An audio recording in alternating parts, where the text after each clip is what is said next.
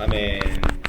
네, 말씀드린 대로 우리 오늘 아브라함에 대해서 우리가 배운 5번째 시간입니다. 놀랍죠? 벌써 4주를 우리가 아브라함만 계속 봤어요. 그렇게 계속 봤고 우리가 한 장 한 장 보기 시작해서 드디어 이제 22장까지 왔습니다. 22장인데 여러분 다 아시지만 아브라함 인생에서 가장 유명한 구절이에요. 우리가 아브라함에 대해서 여러 가지 기억합니다. 뭐 롯과 헤어진 이야기, 또 뭐 하갈을 맞은 이야기, 이집트로 내려간 이야기, 여러 가지를 기억하지만 역시 사람들이 다 아브라함 하면 이삭을 바친 그 아브라함, 그것으로 사람들이 다 아브라함을 기억합니다. 그래서 그 가장 유명한 구절을 우리가 공부하려고 해요. 제가 이렇게 말하고 싶습니다. 성경에서 가장 어려운 구절이다. 이해하기 가장 어렵다는 건 아니에요. 따라하기 가장 어려운 구절이다라는 거죠. 우리가 지난번에 이해하기 어려운 구절은 뭐 불의한 청지기의 비유 뭐 이런 걸 보았습니다만 이해 자체는 그렇게 어렵지 않아요. 이야기는 그냥 straightforward, 그냥 직선으로 간단하게 나갑니다. 그런데 따라하기가 너무 어려워요. 이 구절 때문에 많은 사람들이 다 이런 질문을 성경 공부할 때마다 합니다. 하나님이 내게 아들을 바치라고 하시면 나는 아브라함처럼 할 수 있을 것인가? 이런 질문을 하고 할 때마다 우리가 절망하고 우리는 그렇게 할 수 없으니까 어려워하고 힘들어하는 바로 그런 구절입니다. 아니 십자가를 지라 이런 것도 참 어려운 구절이지만 아니 정말 하나님이 여러분 부모님한테 선택을 주셨어요. 십자가를 질 테냐 자식을 바칠 테냐 뭐라고 그러시겠어요? 차라리 십자가를 지겠습니다.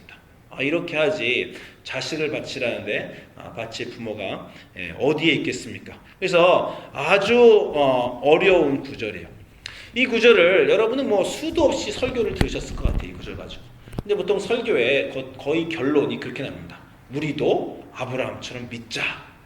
이렇게 보통 많이 결론이 나오는데 방금 말씀하신 대로 거의 불가능합니다. 아브라함처럼 하나님이 네 아들을 바치라 그래서 자식을 진짜 바치려고 한 사람은 인류 역사상 없었어요. 제가 그렇게 말하고 싶습니다. 아브라함 우리가 대강 아브라함 연대를 뭐 기원전 2600년, 뭐 2800년, 3000년 이렇게 잡는데 뭐 기원전 3000년이니까 지금까지 우리가 기원 후 2000년이니까 또 따지면 5000년 동안 아브라함처럼 이렇게 하나님의 명령을 듣고 자식을 바치려고 해본 사람은 없습니다. 왜 그러냐면 꼭 아브라함처럼 모든 사람이 믿음이 없어서가 아니라 아브라함에게 하신 것처럼 단 한 번의 사람에게도 하나님이 네 아들을 바쳐라 라고 명령하신 적이 없어요. 그 명령을 하신 적이 없다는 겁니다. 왜 그러냐면 하나님은 인신 제사를 싫어하십니다. 자식을 바치는 제사를 하나님이 굉장히 싫어하세요. 구약 성경 보면 자주 나옵니다. 사실은. 이거는 이제 가나안 지방에 몰렉이라는 신이 있어요. 몰렉의 제의, 몰렉의 제사라는 게 뭐냐면 몰렉이라는 신은 자식을 바치는 걸 원하는 신이었어요. 그래서 가나안 지방에 자식을 바치는 풍습이 있었습니다. 여러분이 이제 사사기 그런 데 보시면 여러 번 나와요. 신명기에도 나오고 민수기에도 나오고 하는데 하나님이 이스라엘을 출애굽을 시키셔서 가나안을 다 멸망시키려고 하실 때 가나안의 커다란 문제가 두 가지가 뭐냐면 성적인 타락과 인신제사, 아이들을 바치는 거였어요. 이것 때문에 사실 하나님이 영어로는 abomination, 혐오하시는 것, 아주 싫어하시는 것, 사람이 인간을 바치는 것, 하나님의 아름다운 창조물인 인간을 제물로 바치는 거 하나님이 아주 싫어하셨어요. 그래서 그게 가나안 땅을 멸망시킨 이유 중에 하나이기 때문에 하나님이 아브라함에게 자식을 바쳐라라는 이 명령은 다른 그 누구에도 해보신 적이 없고요. 하나님이 아브라함에게 자식을 바치라는 명령을 들은 순간 우리가 모두 깜짝 놀라야 되고 이게 도대체 무슨 일이 여기 벌어지고 있는 것인가? 그분이 그렇게 싫어하는 인신 제사를 바치라 여기서 하라고 하다니. 그래서 우리가 그 질문을 해야 됩니다. 도대체 아브라함은 어떻게 아들을 바치는 그런 믿음이 있었을까? 그리고 하나님은 그런 명령을 왜 주셨을까? 이 질문을 우리가 좀 공부를 해야 됩니다. 이 말도 안 되는 이삭 사건의 도대체 본질은 무엇인가? 그렇게 쉽게 우리 아브라함처럼 자식을 바치자 하나님 명령하면 그렇게 갈 게 아니라는 거예요. 자, 이 아브라함 사건의 이 이삭 사건의 가장 중요한 본질을 보기 위해서는 아무래도 이 일이 있은 후와 전의 일의 차이를 보면 됩니다. 이 일에 있기 전에는 어떻고 이 일 후에는 어떤 일이 벌어졌는가. 그래서 오늘 구절은 이 일이 있은 후의 일의 구절을 찾았어요. 창세기 22장 17절에 이 일이 있은 후에 아브라함이 이삭을 바치려고 한 후에 하나님이 도대체 어떤 일을 하셨는가, 하나님이 어떤 약속을 주셨는가, 그게 오늘 본 구절 22장 17절입니다. 자, 22장 17절, 18절 하나님이 아브라함에게 다시 약속하시는 거예요. 이제 이삭을 바치려고 하고 나서 하나님이 구해주신 다음에 야, 너 훌륭하다. 그러면서 하신 얘기입니다. 내가 내게 큰 복을 주고 22장 17절입니다.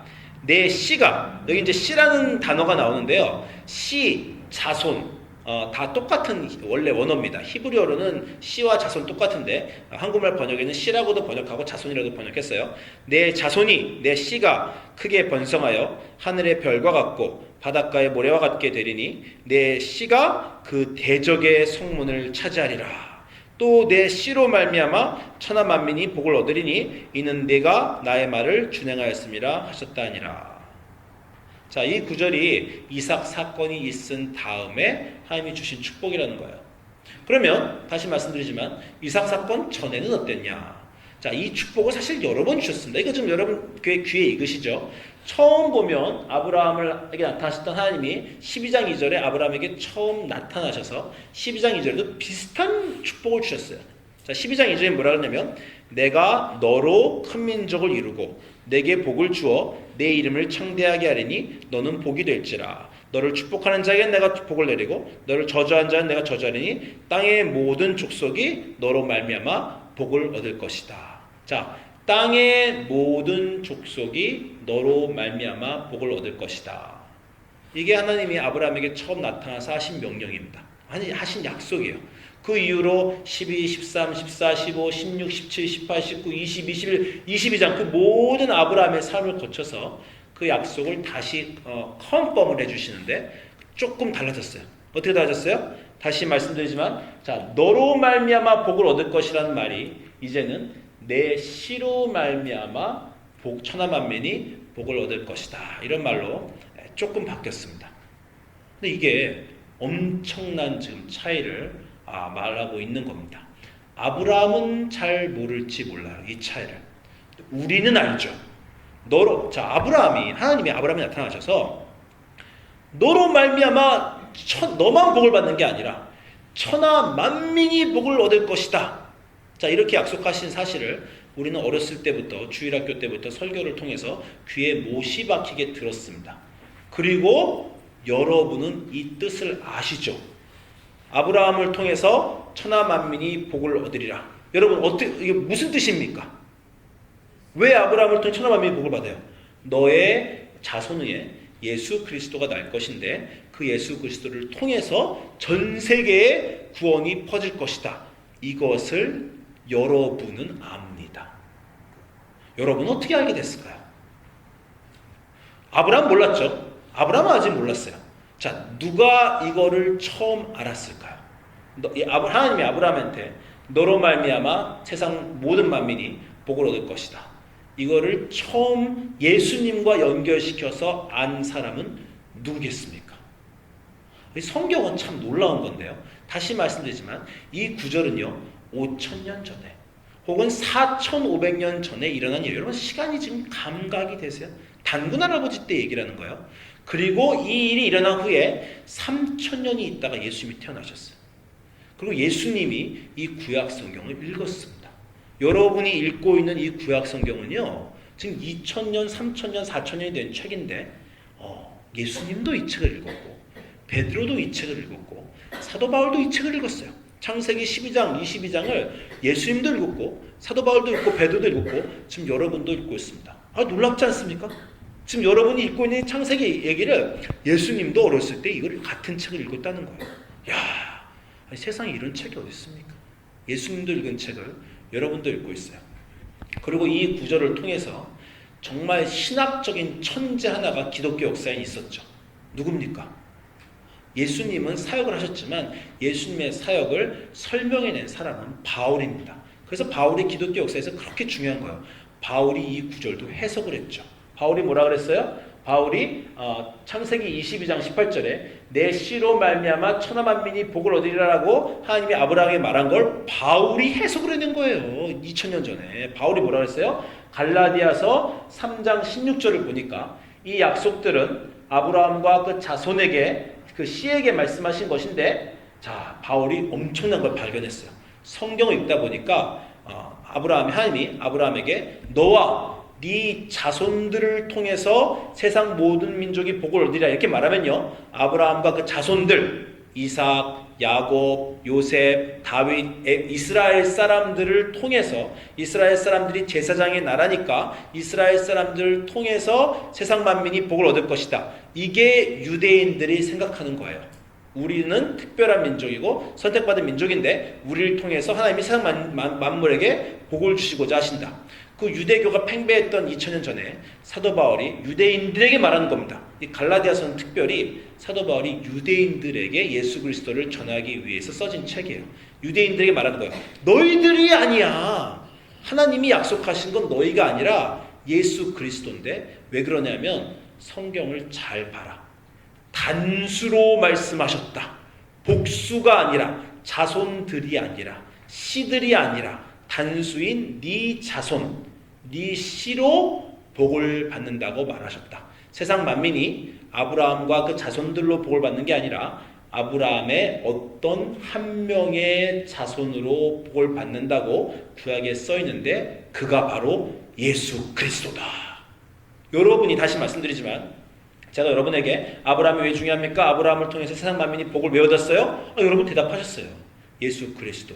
그 답을 여러분 마음속에 처음 준 게 바로 사도 바울입니다. 사도 바울이 갈라디아서 3장 16절에 다시 읽을게요. 이 약속들은 아브라함과 그 자손에게 말씀하신 것인데 여럿을 가리켜 자손들이라 하지 아니하시고 오직 한 사람을 가리켜 네 자손, 영어로 보면 offspring 또는 descendant, 네 자손이라 하셨으니 그게 곧 그리스도다.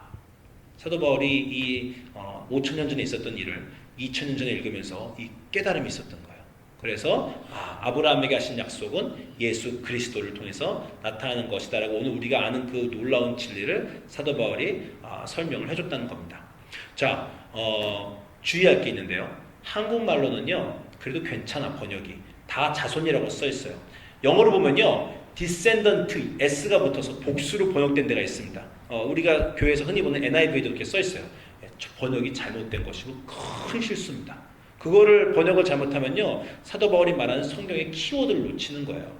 그 번역을 잘못한 이유는 뭐냐면 네 자손이 별과 같이 많아지리라, 이런 문맥을 딱 보니까 번역하는 사람들이 별과 같이 많아진다는 건 자손들이겠구나. 그래서 원어의 히브리어는 자손이라고 써 있는데 자손들로 번역한 영어 성경이 가끔 있습니다. 여러분이 미국 말로 말할 때 확실하게 얘기하셔야 돼요. 원어에는 분명히 단수인 자손이라고 다 나옵니다. 그리고 NRSV나 다른 중요한 성경 번역에는 그렇게 돼 있어요. 요 구절에만 그렇게 말씀하신 게 아닙니다.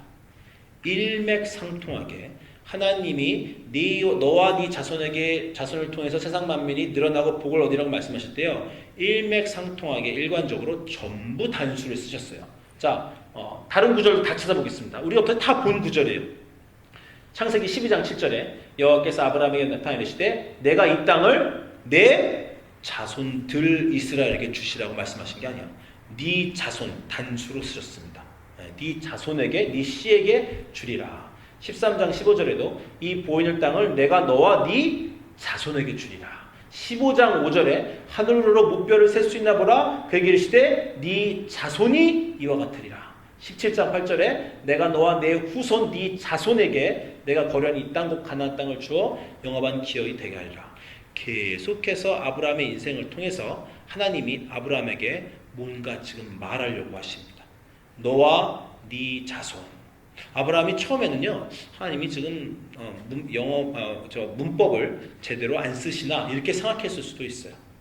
근데 일관적으로 너와 네 자손에게 이 모든 일을 주리라라고 하나님이 말씀하시는 겁니다. 하나님은 처음부터 그렇게 말씀하셨어요. 자, 이게 굉장히 중요한 것인데 아브라함을 하나님이 만나셨습니다. 아브라함하고 살면서 아주 여러 가지 사건들이 있었어요. 이게 여러분이 지난 5주 동안 우리가 공부한 이유입니다. 다 공부했죠. 보시면 지금 머릿속에 기억이 막 나시죠. 하나님이 아브라함에게 하란에서 두 번째로 나타나신 이유, 이집트로 보내신 이유, 거기서 롯과 말하고, 그 다음에 믿음을 여기게 하시고, 하갈과 이스마엘이 털어주고, 전능의 하나님을 나타나시고, 이름을 아브라함을 바꿔주시고, 이걸 우리가 지금 4주 동안 아주 열심히 봤습니다. 그 모든 사건의 중간에 계속해서 하나님이 반복적으로 한 가지를 아브라함에게 말씀하시는 거예요. 일어난 사건들로 인해서 하나님이 아브라함의 삶의 방향을 바꾸시는 게 아닙니다. 처음 아브라함에게 하나님이 나타나신 이유는 뭡니까? 하나님이 아브라함에게 12장 2절에 나타나셨어요. 아니 우리가 배움받을 그 전에 11장에 갈대아 우르에서 나타나셨어요. 아브라함을 택하셨어요. 하나님은 그때부터 한 가지 목적밖에 없으셨어요. 뭡니까? 우리가 방금 전에 나눈 대로 너를 통해 네 자손의 누군가는 예수 그리스도가 나올 것이다. 이 한 가지 목적으로 하나님은 그 모든 사건들을 이끌어내십니다. 근데 아브라함은 모르죠. 그게 우리 삶의 문제인 겁니다. 여러분이 하나님을 아시죠? 어떻게 알았어요? 하나님이 여러분에게 나타나셨어요. 하나님이 여러분에게 나타나셔서 여러분이 교회에 나오시는 이유는 뭡니까? 우린 잘 몰라요, 그거를. 그러니까 우리는 그냥 지금 삶밖에 안 보여요. 오늘 일어난 일밖에 안 보입니다. 아브라함도 지금 계속 그러고 있는 거예요. 이집트, 롯, 하갈, 그냥 자기 앞에 있는 일만 보고 아브라함은 살고 있습니다. 그런데 하나님은 이 모든 게 다 그냥 하나밖에 없다는 거예요. 아브라함, 이집트 모든 것들이 처음부터까지 나는 한 가지만을 목적으로 한다. 그 모든 한 가지를 위해서 너를 내가 단련시키고 여기저기로 보내고 이 모든 것들, 네 삶의 이유는 한 가지다. 여러분 삶의 이유는 한 가지입니다. 그거를 올바로 알면 삶의 분명한 목적이 보이죠. 근데 우리는 그게 안 보여요. 내 삶의 목적은 뭘까? 아니 그걸 분명히 말할 수 있는 그런 사람이 정말 몇 명이나 되겠어요. 그걸 분명히 알면요. 어제 일어난 일, 오늘 일어난 일, 내일 일어난 일, 지난 6개월 동안, 지난 2년 동안 일어난 일, 별 문제 안 될지도 모릅니다. 그런 것들은 다 지나가고 오는 일들이야. 그런 일들을 통해서 그 모든 내 삶의 사건들을, 내가 막 옛날에 다친 일들, 교통사고를 당한 일들, 누구와 헤어진 일들, 한국을 떠난 일들, 부모님의 일들, 결혼한 일들, 그 모든 일들이 사실은 한 가지였다는 거예요. 그거를 알게 되는 사람은 정말 도가 통하는 사람 같아요. 그죠? 그 아브라함의 사건을 통해서 하나님이 지금 한 가지를 얘기하고 있는데 그거를 지금 아브라함이 잘 모르고 있다는 거예요. 그래서 드디어 22장이 나타나는 겁니다. 그래서 드디어 하나님이 아브라함을 부르셨어요. 이 모든 일의 결과로 우리가 지금 나아가고 있는 거야. 한 가지 목적으로 나아가고 있는 겁니다. 오늘 일의 사건의 시작을 보겠습니다. 창세기 22장 2절에 여호와께서 아브라함에 나타나셨어요. 그전에도 여러 번 나타나셨어요. 그전에 여러 가지 일들이 있었어요. 여러 가지 말들 하셨는데 지금 우리가 봤듯이 여러 가지 말을 하신 게 아닙니다. 한 가지 말만 하셨어요. 지금까지. 여러 가지 사건들을 통해서 한 가지 일을 말씀하셨습니다. 다시 말씀드리지만 우리 삶의 여러 가지 일들을 통해서 하나님은 한 가지를 말씀하시고 계신데 우리가 잘 모르고 있는 거야. 그 한 가지가 이겁니다. 여호와께서 이르시되 내 아들 내 사랑하는 독자 이삭을 데리고 모리아 땅으로 가서 내가 내게 일러준 산 거기서 그를 번제로 드리라. 우리가 다 아는 너무나 유명한 하나님의 그 위대하고 무섭고 어려운 말입니다. 내가 사랑하는 네 아들 이삭을 번제로 드려라. 자, 그 다음 구절이 이렇게 나와요. 22장 3절에 아브라함이 아침에 일찍이 일어나 나귀를 안장에 지우고 그 종과 그의 아들 이삭을 데리고 그 일을 행했다는 거죠. 이 22장 2절과 3절의 이 간격을 여러분이 읽어야 됩니다. 여러분이 부모님이라면, 여러분이 사람이라면 이 간격을 읽어야 돼요.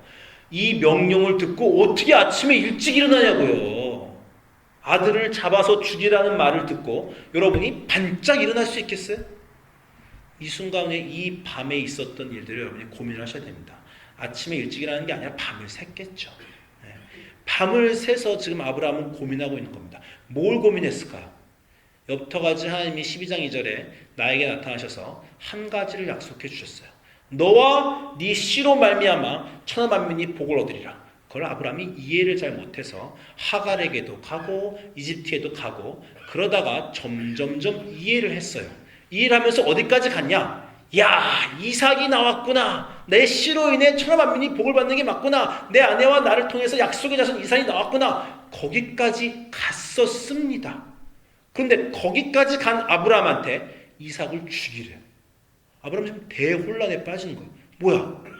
내 평생의 목적의 약속이 이삭이었는데 그 이삭을 죽이래네. 뭐가 어떻게 된 거냐 지금. 그런 순간에 아브라함은 지금 혼비백산한 상황까지 간 겁니다. 이삭이 여태까지 삶의 목적인 줄 알았어요. 75세까지 아들이 없었던 그 고민하던 아브라함에게 75세 나타나시고 83세에 나타나시고 86세에 나타나시고 99세에 나타나셔서 자기 인생을 계속해서 가리키시는 그 삶의 지향점이 이삭인 줄 알았는데 그 지향점인 이삭을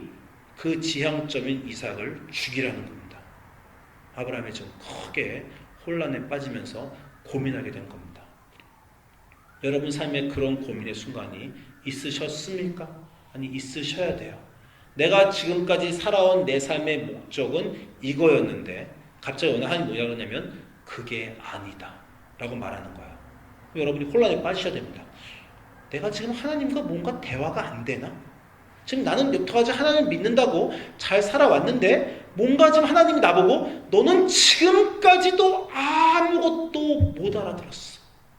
지금까지도 모른단 말이냐? 이러고 혹시 나에게 말씀하시는 것 같은 신앙에서의 그런 느낌을 받아보신 적이 없어요? 언제 그런 느낌을 받겠습니까? 일이 뒤틀어질 때죠. 분명 하나님이 나에게 복을 주시고 결혼하고 집도 사고 애들도 크고 그렇게 잘 가고 행복하게 사는 것이 인생의 목적인 줄 알았는데 어느 하나님이 뒤흔들어 버리십니다. 그게 아니라는 거야. 내가 행복하고 평안하게 죽을 때까지 하나님 잘 믿으면서 교회 다니면서 사는 거가 내 인생의 목적이 아닙니까? 그게 아니라는 거야. 그러면서 그거를 흔들어 버리시면서 흔들어 버리는 정도가 아니라 그걸 없애버리라는 거야. 여태까지 내가 하나님 안에서 꿈꿔왔고 목적하였던 그것이 그게 아니라는 겁니다. 그래서 아브라함이 지금 고민하기 시작하는 거예요. 밤새 고민했죠. 이삭이 아니었던가? 거기까지 간 거야 아브라함이. 이삭이 아니었던가? 내 삶의 목적은 이삭인 줄 알았는데 그 목적을 버리라고 하시니 내 삶의 목적은 이삭이 아니었던가까지 아브라함이 갔습니다. 그리고 그 밤의 어느 순간에 아브라함에게 어떤 깨달음이 오죠. 이삭이 아니었구나. 이삭이 아니었으면 뭐였을까? 내 삶의 지금까지 99년, 100년, 110년은 도대체 뭐였을까? 이삭이 아니었으면 그게 뭐였을까를 고민하다가 이삭은 없었구나. 이삭은 없어도 상관이 없구나. 까지 아브라함이 갑니다. 그거를 이 신학적 천재인 바울이 또 읽어내서 로마서 4장 17절에 이 아브라함의 마음의 심경을 바울이 설명해 줍니다. 로마서 4장 17절에 기록된 바 내가 너를 많은 조상으로 민족의 조상으로 세웠다. 자, 여기를 하나님이 아브라함에게 말씀하신 걸 지금 바울이 말하는 거예요. 기록된 바 내가 너를 많은 민족의 조상으로 세웠다 하심과 같으니 그가 믿었어요. 자, 믿음의 조상 아브라함의 믿음이 여기서 나옵니다.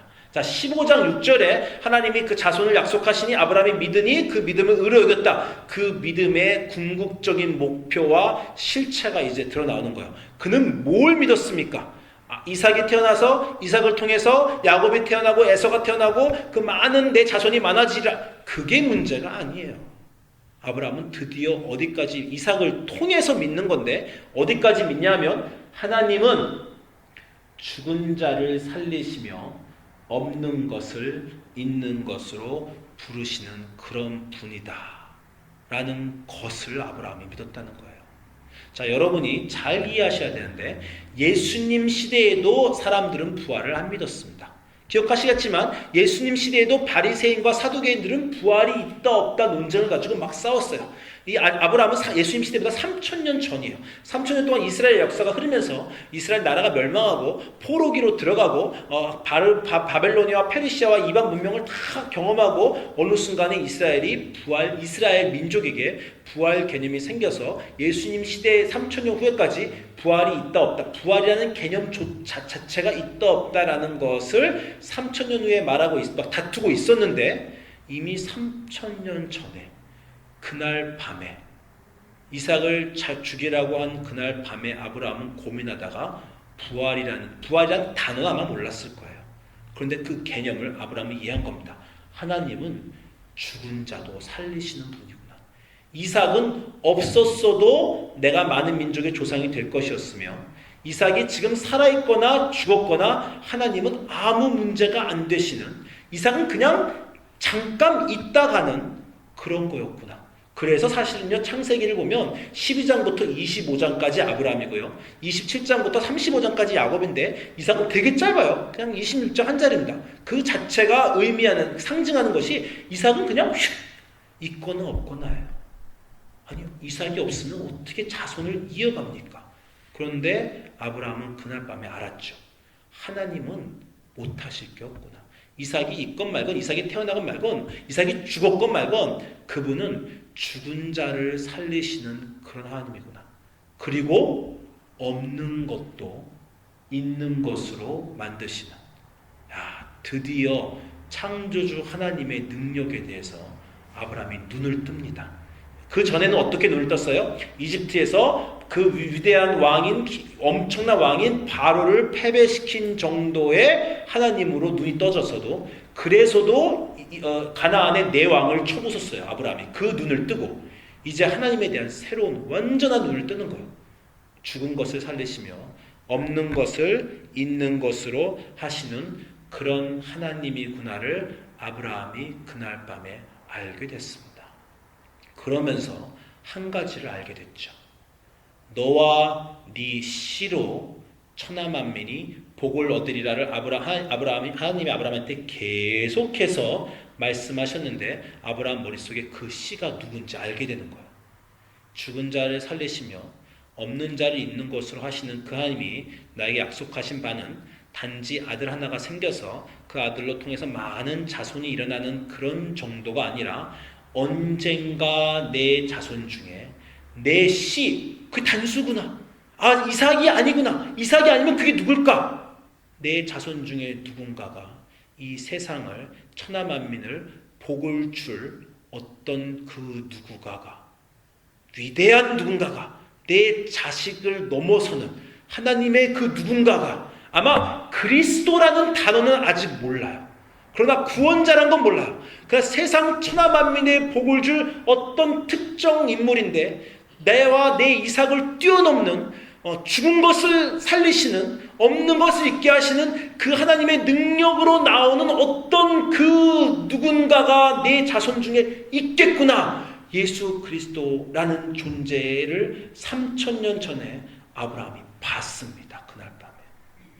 그러니까 그날 아침에 일찍 일어날 수 있는 거야. 가자. 아무래도 좋다. 너는 죽어도 좋다. 내가 너를 없어도 좋다. 너는 원래 없었어. 내 삶에 아들이란 건 없었어. 75세, 99세까지 너는 없었어. 하나님이 잠깐 기적으로 주신 거야. 기적으로 가져가셔도 상관없고, 너와 나도 중요하지 않아. 너도 중요하지 않아. 하나님의 약속은 너와 나를 뛰어넘는 엄청난 어떤 것인데, 그분이니까 가능한 어떤 것이다. 아브라함이 거기까지 갔어요. 그 눈이 열렸어요. 그래서 성경에서 아브라함은 선지자다, 이런 말이 나오는 겁니다. 눈이 열려서 하나님의 역사를 보기 시작하고 예수 그리스도를 알게 되었습니다. 우리가 오늘날 아는 것처럼 역사적인 인물의 예수 그리스도라는 걸 그렇게 알진 않았지만, 그분의 존재를 그날 밤에 아브라함이 그 모든 약속 속에서 본 거예요. 그래서 제가 말한 걸 제가 증명해 볼게요. 그런 일이 있었다는 걸. 자, 요한복음에 예수님이 이렇게 말씀하십니다. 요한복음 8장 16절에 예수님이 너희 조상 아브라함은 나 예수 그리스도의 때를 볼 것을 즐거워하다가 보고 기뻐하였다. 이 예수님의 청중이 이거 지금 무슨 말인지는 몰라요. 그래서 요한복음 8장 57절에 예수 유대인들이 이르시되 너 예수야 네가 아직 50세도 못 되었는데 네가 아브라함을 봤단 말이냐. 지금 이 대화를 아무도 이해하지 못합니다. 예수님이 뭐라 그런가? 예수님은 아브라함 시대 때도 있었어요. 천지창조부터 있던 예수님인데 아무도 예수님을 알아본 사람이 없는데 그날 밤 창세기 22장의 그날 밤에 아브라함이 예수님을 알아본 겁니다. 메시라는 건 하나님으로부터 오신 어떤 위대한 천하 만민의 복을 줄 그런 분이구나. 아브라함의 인생에 즐거움이 생겼습니다. 이야, 이삭이 문제가 아들 하나가 100세에 난 게 문제가 아닌구나. 하나님은 나를 부르셔서 나와 내 아들과 내 자손들을 통해서 어느 순간에 그 안에 하나님이 팍 내려오셔서 전 천하 만민이 구원 얻을 그런 능력 없는 것을 있게 하실 부활을 이끄실 그런 하나님이 나를 부르셔서 계획하셨구나. 그 충만함이 그날 밤 그 즐거움이 아브라함에게 있었다는 겁니다. 아마 성경에는 없지만 하나님이 22장 오늘 읽은 구절에서 아브라함아 너 자손을 바칠 그 정도까지 갔느냐? 드디어 알아먹었구나. 내가 너를 불러서 지금까지 목적 같던 그걸 네가 알아먹었구나. 내가 네게 큰 복을 주고 내 씨가 번성하고 그 씨가 이 사탄과 악마의 대적의 성문을 차지하여 내 씨로 천하 만민이 복을 받는다는 걸 너 드디어 알았구나. 하나님이 성경에 없지만 우와! 그러셨을 것 같아. 야, 나의 친구 아브라함, 너 거기까지 갔구나. 라는 게 지금 22장 엄청난 구절입니다. 22장이 거기까지 간 거예요. 그래서 여러분이 아는 그 유명한 구절이 나온 겁니다. 이삭이 아브라함 아버지 창세기 22장 7절에 이삭이 그 아버지 아브라함에게 이르되 아버지여 내 아들아 날 불과 나무 있는데 번제할 양은 어디 있습니까? 아브라함 뭐라 그래? 여기서 아브라함은 굉장히 심오한 말은 여호와께서 준비하신다. 불과 나무를 준비하신다는 얘기일까요? 그걸 알았을까요? 그걸 알지는 않았어요. 그러나 아브라함이 한 가지 알았죠. 하나님은 이미 이전부터 내가 태어나기 전부터 나를 75세에 불렀을 전부터 네가 태어나기 전부터 그분 다 준비하고 계신 분이야. 다 알고 계신 분이야. 그런데 이 일이 끝난 다음에 아브라함이 눈을 일어 순양을 보고 이게 바로 뭡니까? 창세기 20장 13절 대속죄 유월절 양 그 아브라함의 눈을 들어본 즉 한 순양이 뒤에 있는데 뿌리 수풀에 걸려 있었어요. 그 순양을 가져다가 이삭을 대신하여 번제를 드렸죠. 뭡니까? 세상 죄를 지고 갈 하나님의 어린 양 예수 그리스도의 상징이 여기에 나오는 겁니다. 그래서 아브라함이 그 땅의 이름을 여호와 이레다. 여호와가 준비하신다. 여호와가 세상 처음부터 뱀아 여자의 후손이 네 머리를 밟으리라 라고 창세기 처음에 말한 그 순간부터 준비하시고 계획하셔서 그 일을 이루시는 그 하나님 여호와 이레 하나님을 아브라함이 알게 되며 이 22장에 그 하나님이 나타나시게 되는 겁니다. 우리 인생에 우리가 거기까지 갈 수 없을까요? 우리는 그냥 오늘만 보고 살잖아요. 애들에게 일어난 일, 아들에게 좀 속 썩이는 일, 그냥 자식과 며느리와 그리고 친구들과 교인들과 직장 상사 우리는 그냥 그것만 보고 주님 이 문제를 해결해 주십시오. 이것도 그냥 인생의 파도가 계속 오는데 우리는 그때마다 그 파도에 휩쓸려가지고 이 문제를 그 모든 인생의 파도 이집트와 내 왕과 롯과 땅과 하갈과 그 모든 파도를 통해서 아브라함에게 하나님은 한 가지를 얘기하신다는 거예요. 아브라함아, 알아듣겠냐? 그럼 여기까지 가보자. 우리 이삭까지 가보자. 이제는 알아듣겠냐? 우리 삶에 우리를 부르시고 예수님을 알게 하시고 여기를 오게 하신 그 하나님이 우리의 삶 전체를 통해서 우리 태어나기 전부터 우리가 이름이라는 그걸 가지기 전부터 그 전부터 우리를 아신 하나님이 우리를 부르신 그 하나님이 우리 삶을 통해서 목적하시는 그 어떤 것을 보는 것이 그것이 기독교인의 목적입니다. 내 삶에 지금 온 이 문제를 해결해 주십시오. 잘 은퇴하고 죽을 때까지 편안하게 그냥 잘 가게 해 주세요가 아니라 그것과 비교할 수 없을 정도로 엄청난 일을 너와 네 씨와 이 내 인생의 어떤 역사 한가운데 너라는 그 점이 찍혀있다. 그게 보이냐? 너를 인생을 관통하는 그거를 알면 우리도 아브라함처럼 되지 않을까요? 예수님이 말씀하신 너희 조상 아브라함은 즐거워하고 기뻐했다는 겁니다. 우리 인생의 즐거움과 기쁨이 지금 일어나는 일의 문제의 해결을 통해서 일어난다면 그건 즐거움도 기쁨도 아니에요. 그건 그냥 세상 사람들이 추구하는 어떤 겁니다. 그러나 하나님이 준비하신 하나님이 그 없는 것을 있게 하신 하나님이 부활시키신 하나님, 우리가 다 망친 것들, 다 망쳐진 것 같은 그 순간에 다 뒤집으실 수 있는 하나님이 그건 아무것도 아니다. 이집트는 아무것도 아니야. 바로는 아무것도 아니야. 이삭도 아무것도 아니야. 그러나 나는 거기에 있고 나는 네 인생에 무언가 하고 있다. 나는 처음부터 그것만 하려고 했어. 그게 목적이다. 그거를 우리가 알 수 있다면 하나님이 보시는 거 우리도 볼 수 있다면 우리는 조금 더 지혜로워지고 조금 더 믿음의 사람이 되고 이 삶의 기쁨과 즐거움의 중심에 어떤 다른 그 무엇 우리가 지금 채우려고 하는 것이 아니라 하나님의 목적 예수 그리스도 그것을 뛰어넘는 어떤 무언가가 우리 삶에 자리할 수 있는 그런 인생이 되었으면 좋겠습니다. 거기까지 아브라함은 갔어요. 12장부터 지금까지 우리는 이거를 알기 위해서 계속 한 구절 거기 그날 밤에 거기까지 가서 아침 일찍 일어난 아브라함. 여러분의 아침도 일찍 그 즐거움과 그 깨달음으로 매일매일 일어나시기를 주님의 이름으로 소망합니다. 기도하겠습니다.